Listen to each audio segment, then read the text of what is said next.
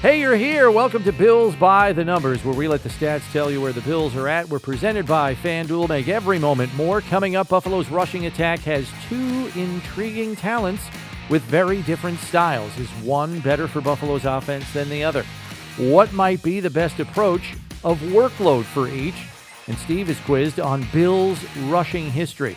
As always, we'll have our one burning question. Saddle up, the wagon is hitched!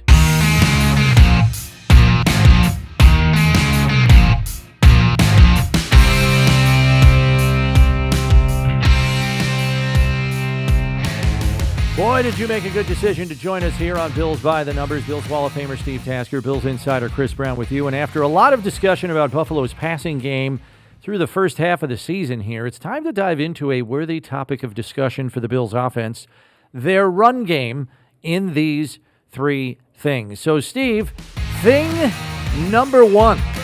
What are your general thoughts on Buffalo's run game thus far this season? It seems as though it's been much more productive by just the way it felt.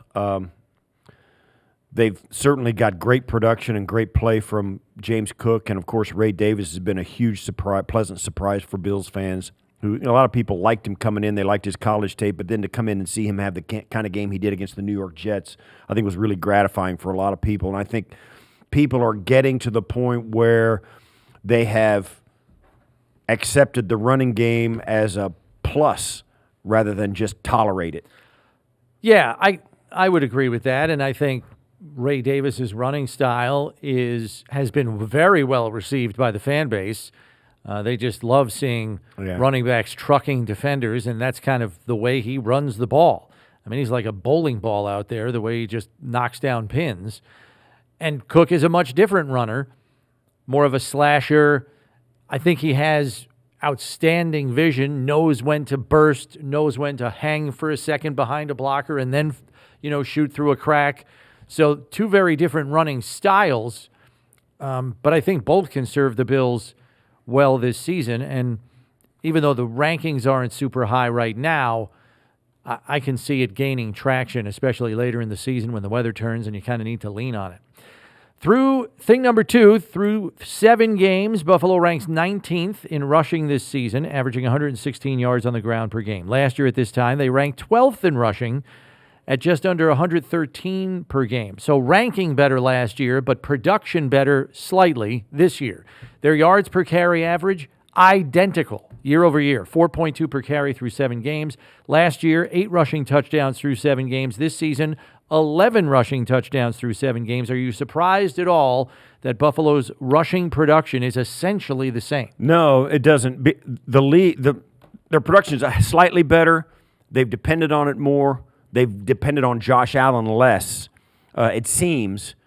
But I think the entire league has changed. I mean, there's more rushing around the league. The passing yards are way down. So I think the Bills are kind of where they want to be, and I think their running game is a more formidable part of their offense than other teams can claim theirs is, even if they've ranked higher or whatever. I think the Bills have used their running game when they wanted to rather than when the game flow dictated it, like other teams tend to do and like teams in the past have done, even the Bills. You use it to close out games.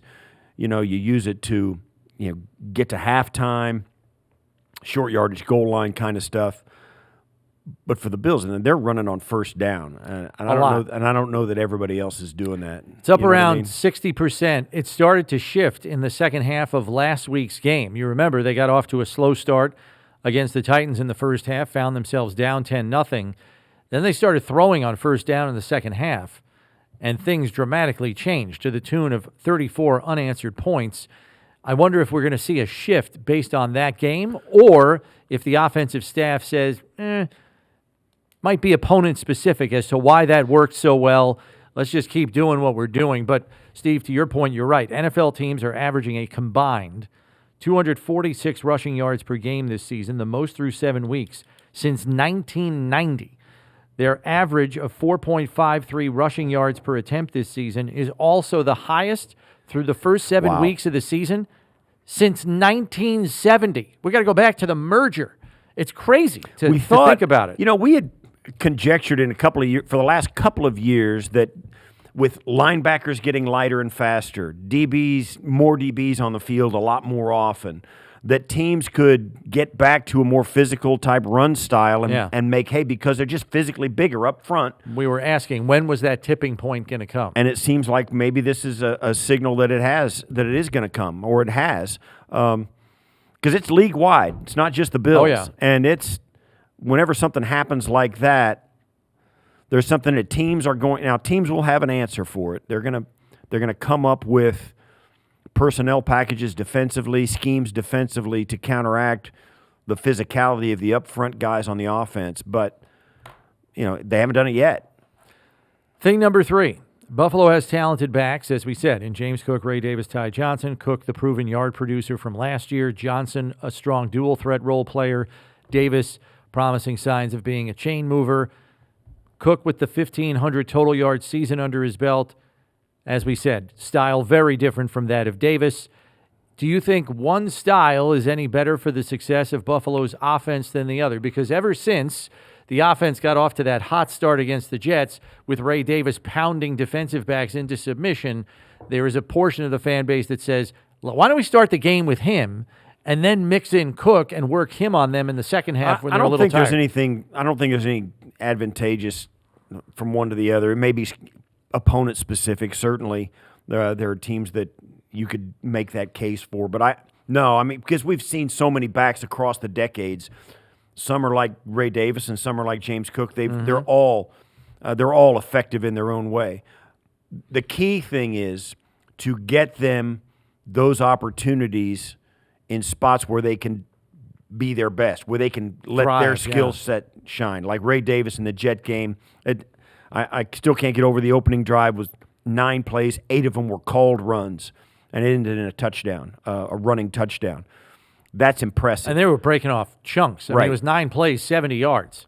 Ray Davis was the perfect back for that. Yeah. And I don't know what James Cook would have done had it been him, but certainly it wouldn't have been a total disaster with James Cook running the ball. So I think you just, as a coaching staff and an offensive coordinator, it's your job to give plays and players opportunities that fit their style in schemes that fit their style.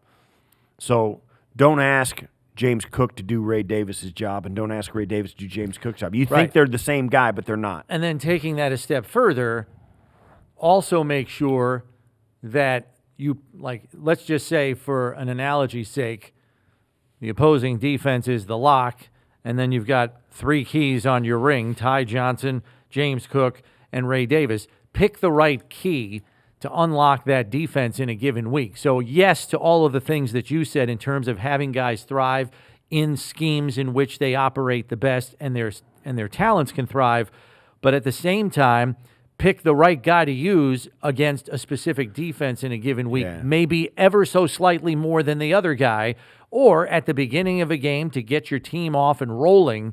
If you think that guy's running style is going to be dramatically more successful, you got a Seattle defense that's like 27th against the run.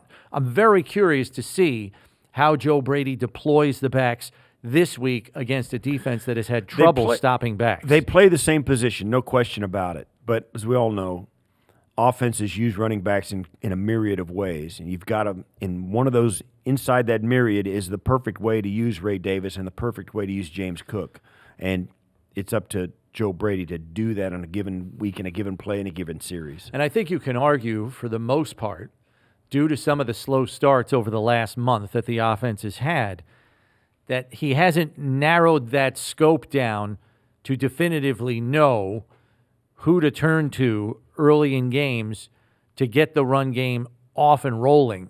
Now, again, opponents have something to do with that too. They're trying to stop everything that the Bills are trying to do. Those guys are making money on the other side of the ball, also calling plays, scheming things up to neutralize Buffalo's run game.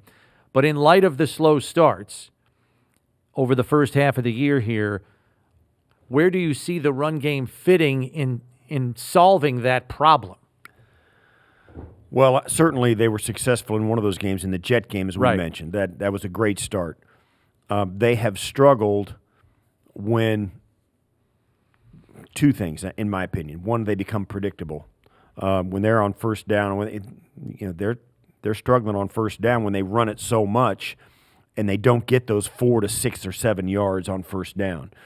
Then they have struggled getting Josh acclimated, and he comes out and the first throw he makes in the game is on a third down, and it's a 3rd and 7. Yeah. And he's just not in a rhythm. And I think that's a little bit of a big ask. When you get – and the problem is when you come out throwing on first down, by the time you get to third down, everybody's warmed up and said, okay, here we got an idea. They've pass protected already once. They've got they're going to get another rep under their belt. They just get started before you're asked to drop back and throw the football. While throwing the football is the most efficient way to move it, it also has more moving parts and more things that go wrong and more things that have to be choreographed that are more difficult to do. So getting off to a fast start is keyed by a running game that's successful if you can do it. But if it's not, you double down on the difficulty. Right. And then last week against the Titans, you're going against the number 1 pass defense in football. So you can understand why Joe Brady's approach, at least early in that game, to a great degree on those first 3 series was run, run, pass, run, run, pass. And then that clearly was not working. And they started to change it up come the second half and started passing more on first down. I wonder if this is the time of the year where you start exercising the tendency breakers on first down to maybe even it out a little bit more, because going into that Tennessee game, they were 61% run on first down in the league so far this season. And I think you'd like to get that at least close to 50-50, because under Daboll and Dorsey, as we said in last week's podcast, they were up amongst the top teams in the league in terms of throwing on first down. They did it more than anybody else, and now it has almost flipped in the other direction. I'll say this. When you're facing a team like Seattle, it's an unfamiliar opponent, and you're going against the 28th ranked pass defense in the league. I think run defense in the league. I think that kind of dictates where you want to start, right? I mean, it's opponent specific. And so I don't have a problem with that. You've got a scripted set of plays. Go out and see if you can make it work against a team that you know is deficient at stopping the run. That's if the film backs up the statistics. I mean, you've got some of these teams that, they're the best run defense in the league because they can't stop the pass and nobody runs it on them. Yeah. There's a tendency to just drop back and throw it 50 times on them, and then they only face 15 run attempts in the game because they're so deficient in pass defense. Some of that's going on at this point, even at this point of the season. So if the film backs up what the statistics and the rankings say, you got to go at it. You got to run right at them. And I don't have let that dictate. Stop it. We're in the next 4 games are teams with without winning records except for the Seahawks. So it's someplace where you should be able to go in and flex early in the game and say this is what's going to happen to you, and you better be ready for it. So I'm very keen on what the first series of this game looks like offensively for the Bills. Then there are some observers that have felt that Josh Allen is running less, and perhaps that's why the offense hasn't gotten off to fast starts, or it's why man coverage has been effective at times against Buffalo's passing game. What if I told you that Allen is also running a bit more than he did last season? Through 7 games, he has 38 carries and is averaging 4.7 per rush. Last year, through 7 games, 29 carries, 5.1 per rush. 4 rushing touchdowns after 7 games last year, 3 this year. So if Josh's rushing totals are virtually the same, what's the problem? Because it's not that. To me, or maybe it's when he decides. His attempts this year have been short yardage goal line. A lot of quarterback sneaks on the goal line last week. We saw him a couple of times go for it. We've seen him on a lot more short yardage carries just on the tush push this year. I think his stats, number of carries, called carries, are up because of that. I think they're using him in a completely different way in the run game than they did in years past. And I've also seen Josh pass up run attempts in the passing game where he had a first down to be had with his legs and decided to throw it. So I think this is a much different type, even though the statistics are parallel. I think this is a much different philosophy of using Josh in the run game than we've seen in the past. The numbers may be identical or close to it, or even lopsided in this year's case, but I think they're totally using him differently in the run game than they've ever done it before. Way more called quarterback sneaks, short yardage runs, goal line runs, just pushing it up inside. Had a read option keeper last week that was not the right decision on a play. That's right. He had a couple of those, has had a couple of those in this game. So I think it's a much different philosophy behind Josh and his running attempts than it's been in the past years. It's almost an example. Even if the stats don't say so. It's almost an example of here are stats that look very similar, but they just don't read the same based on what you observe in the games. And I think the intent behind them are very different. Yeah. But I think the biggest glaring difference is what you already referenced. There's times where he's out on a bootleg or extending a play, and there's 10 to 15 yards of green turf in front of him, and he chooses not to take it with his legs to instead look for a bigger play down the field when it may, in the past, been a decision that he did make to just take it with his legs and live for a fresh set of downs. It seems as though there have been very few big quarterback runs out of the passing. And maybe his left hand injury has something to do with that, because very often when we see him out there, he will use that left hand to stiff arm defenders, engage a defender, and maybe if he doesn't have full use or doesn't want to engage contact or get that hand twisted up, perhaps that's a contributing factor to those decisions. We have not seen the big plays with his legs in the passing game. You know, him breaking out of a containment and doing what we said, getting the first down with his legs, snapping off a 52-yard touchdown run against the Steelers, that kind of stuff. You don't see any of those big plays with his legs that we've seen in the past. Last thing on the Bills' run game, what about the thought of putting both Cook and Davis on the field at the same time? Not all the time, obviously, but a pony package, if you will. And you could motion Cook out of the backfield, split him out if you want. What do you think about them being on the field simultaneously? I don't have a problem putting that on the menu. You need some concepts out of it in the passing game and the run game. You've also got to get a favorable matchup with the defense and how they see that formation. When two running backs come out there, do they go heavy? Because if they do, I'm okay with James Cook running on a linebacker or Kincaid running on a linebacker. I'm good with it. You put Davis and Cook out there with Kincaid, Coleman, and Cooper or Shakir, in that combination, you're pretty good in both the run and the pass. Or if you switch out Kincaid and put Knox in for a little more beef up front, they give him a really, a heavy look, and then split them out.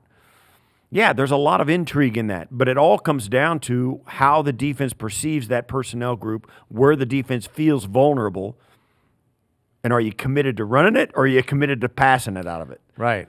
I just think it opens up a whole flood of options, and to your point, it puts a defense in a compromising position because you've got two guys that are more than capable of running the football, but you have one pretty dynamic athlete in Cook who could motion out of that backfield, suddenly line up in the slot, and if you have three linebackers on the field to stop their run game, you've got a problem. Yeah. You've got a problem. Particularly if you got Kincaid and Cooper and Shakir and Coleman out there.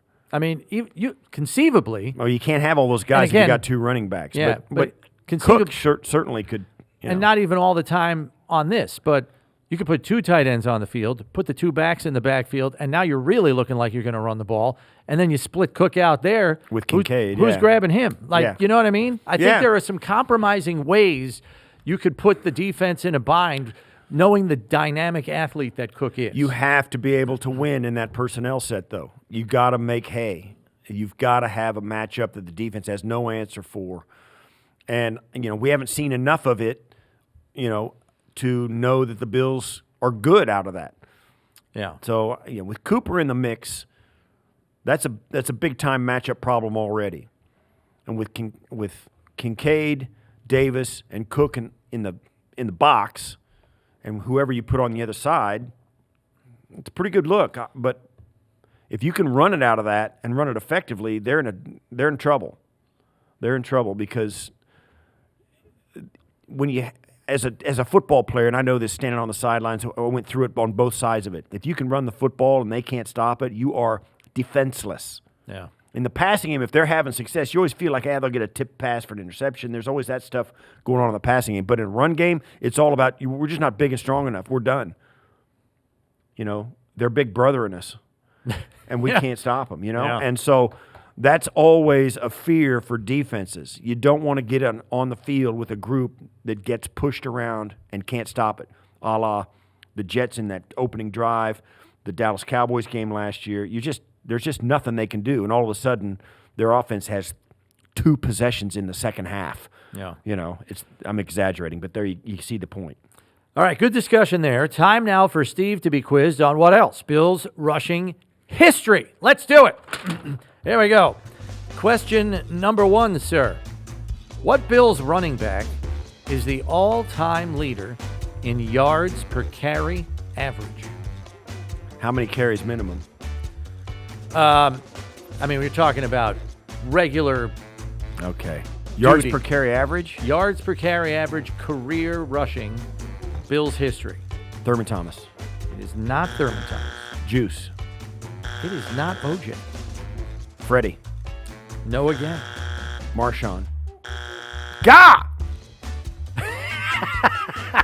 One more. Shady. Nope. It is No. Spiller. C.J. Spiller. I got it! On the Never a sixth try, Never everyone. a doubt. I had it the whole way. Question number 2. Where does Josh Allen rank on the Bills' all-time rushing list currently? In yards or In yards rushing. Where does he rank on the list, do you think? 5th? Not quite that high. All right, 7th. He's 7th. He is 7th. 3,790 yards rushing in 7 seasons. Question number 3.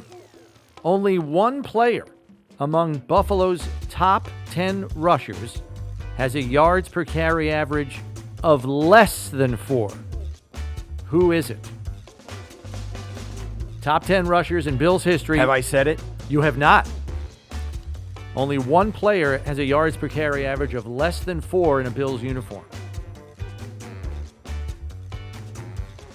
And it is a name you will know. I will say. Oh man, I had this. It's Kenny Davis. It is not Kenny Davis. I will give you a hint. It is drought era. Oh. CJ, Marshawn, Freddie. I'm having a hard time. Oh. I can't remember his name now. From Tennessee. No, it's not Tennessee. I can't remember his name. Not Sean Bryson, who was from Tennessee. No. The stud. Scored a touchdown with the busted ribs. Travis Henry? Travis Henry. It is not Travis Henry. That was a good That guess, was a lot though. of work for a wrong answer.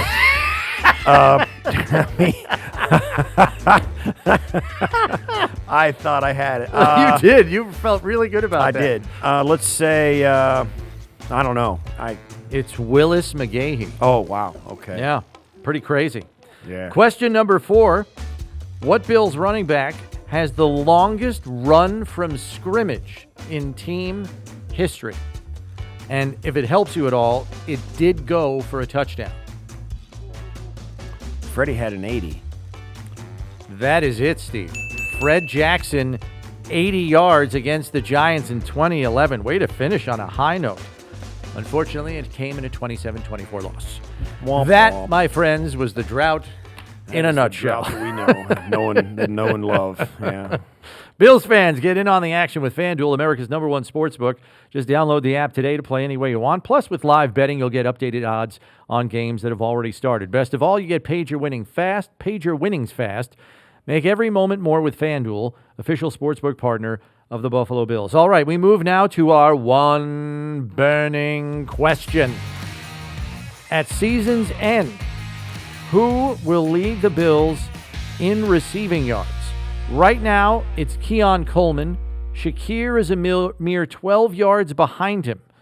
Could Amari Cooper catch them, even though he has just 66 yards as a Bill? So who will be the season leader in receiving yards, do you believe, by season's end? The more I think about it, the more I'm convinced it's going to be Khalil. If Khalil? If he's available. Okay. if he's available. He gets so many yards after the catch. He's so dependable. He got right back in the game, and he is there. He's going to lead the team both in yards and receptions, I believe. Wow, really? Yeah. I think he's I'm riding with the rookie. I think he's incredibly important. I don't dismiss that for a second. He is important. I just think a lot of his stuff, and look, he's got yards after the catch ability. I think he's 5th in the league right now in yards after the catch with 211.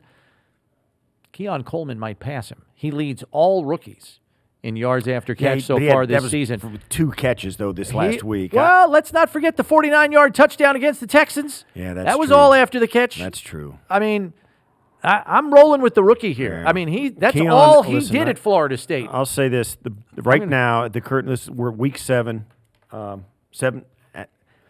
in week 8. This Bills team is all as right where they need to be. They are right on schedule. They are ascending. The Cooper trade accelerates it a little bit, but Khalil Shakir, even though he was out of the lineup for a game or so and came back in and helped, and now he's back full, he's ascending. Keon Coleman is ascending. We found Ray Davis is ascending. The offensive line continues to play at an extremely high level. Dwayne Carter is playing at a high level. The secondary is playing very well, particularly on the outside at corner, and Rapp has been a great find.